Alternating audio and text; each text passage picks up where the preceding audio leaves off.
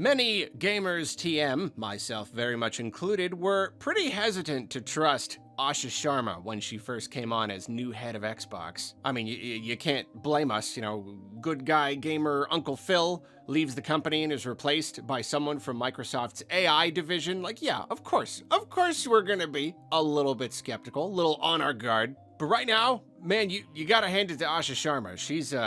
She's coming out swinging. She's swinging hard.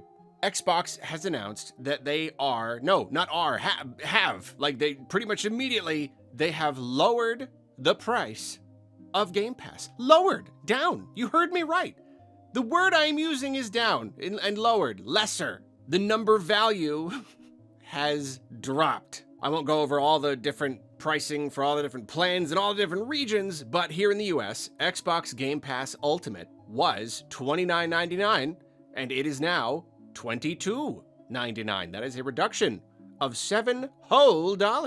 And Game Pass Essential and Premium have stayed the same price because those were already pretty low, I guess. But PC Game Pass has gone from $16.49 to $13.99. And I do think this is a little bit surprising. It's funny because apparently various analysts have chimed in to say that they do not find it surprising at all. I guess because this is kind of a bigger thing, they also announced that Call of Duty games are not going to be coming to Game Pass day one. That's been Xbox's big thing for a while now, is all of their games hit Game Pass day one, but Call of Duty is now exempt from that.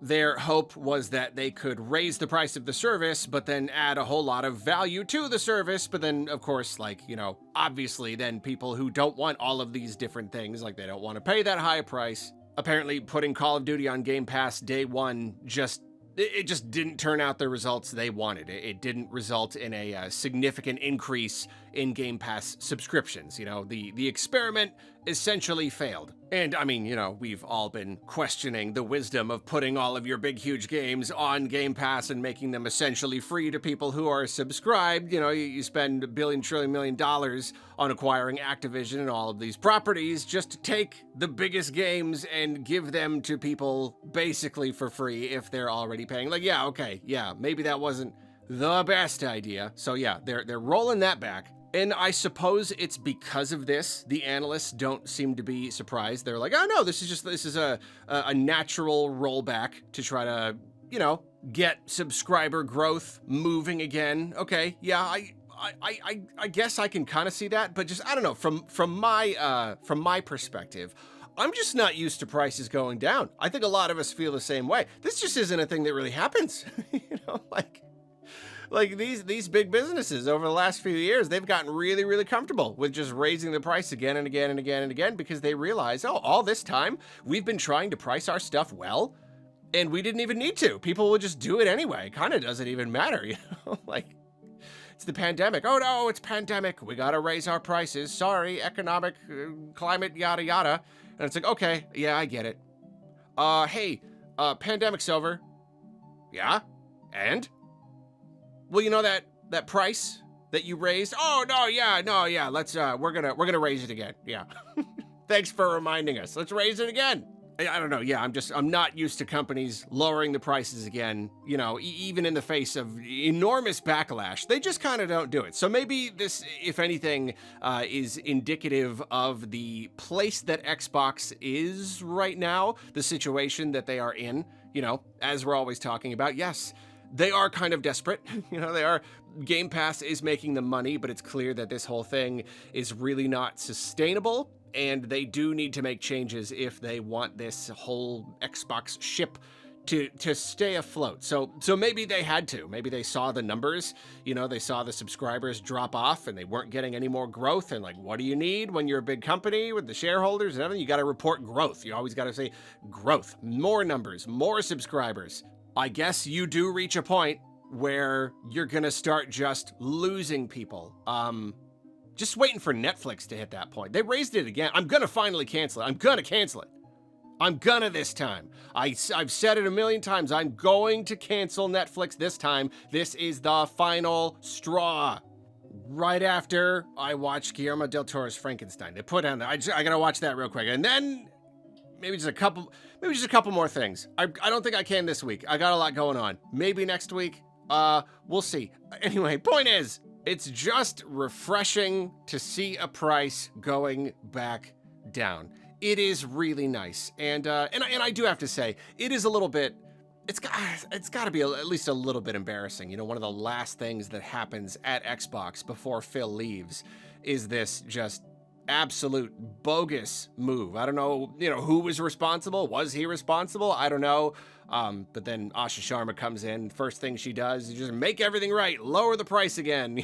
Like just make friends with everybody. Is this a long-term thing for her? Is she just kind of trying to score brownie points? I don't know. But at the moment, it's just like, oh, okay, yeah, this is working out. This is working out for us. And I mean, they're always experimenting with this stuff. That's been one of the problems, is they've had a really hard time figuring out exactly how they want to monetize all this, and they've split it up into all these different tiers, which is pretty darn confusing.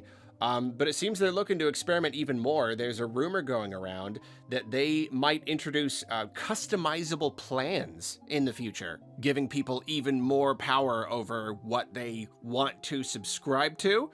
And I mean, I think my knee-jerk reaction is like, okay, does that run the risk of making this even more complicated? Just giving even more options. But at the same time, I think if you dedicate fully, not to just having all of these different tiers, and you got to do like mental gymnastics and like do research on what each tier has, if it's just like fully embracing the customizability, like a la carte, it's just like, what do you want out of all of these different things? This one is a few bucks. This one is, this collection of games, that this publisher, that kind of thing.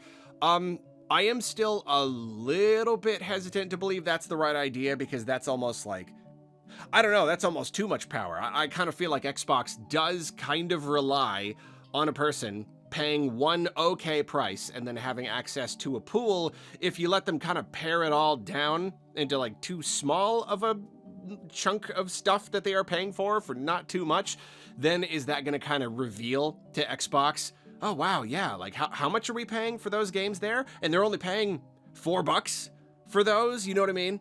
Like the whole idea of the subscription service is weird, and kind of like it works, but it also kind of doesn't work. And so I feel like the more you break it down and examine it, I don't know, the cracks in the system may be a little bit more obvious. But I don't know. I really don't know.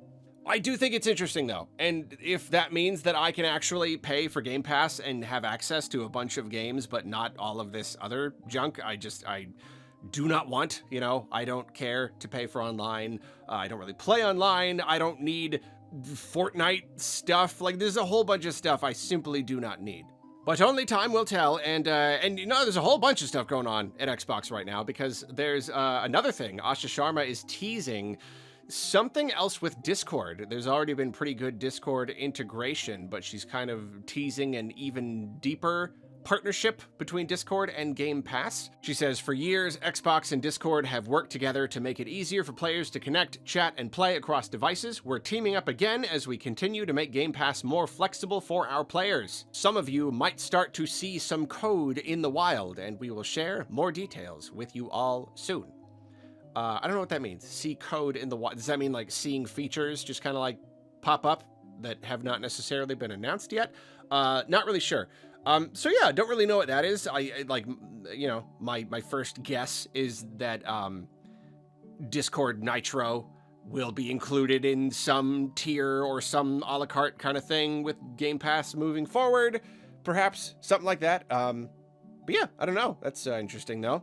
So yeah, that's the latest in the realm of Xbox. It's a pretty interesting development. Again, yeah, like I don't know. Like is she just trying to like, curry a bunch of favor with the gamers so that then she can bring the AI hammer crashing down and execute this poor Xbox creature? Ooh, perhaps. But at least at the moment, she seems to be doing a lot to help the Xbox brand. So that's pretty cool. And yeah, I'm looking at headlines here. Oh yeah, there's a new dashboard update. That's cool. I haven't checked that out yet. Yeah, I don't know. Call me when they bring back the original 360 menu. That's what I'm waiting for.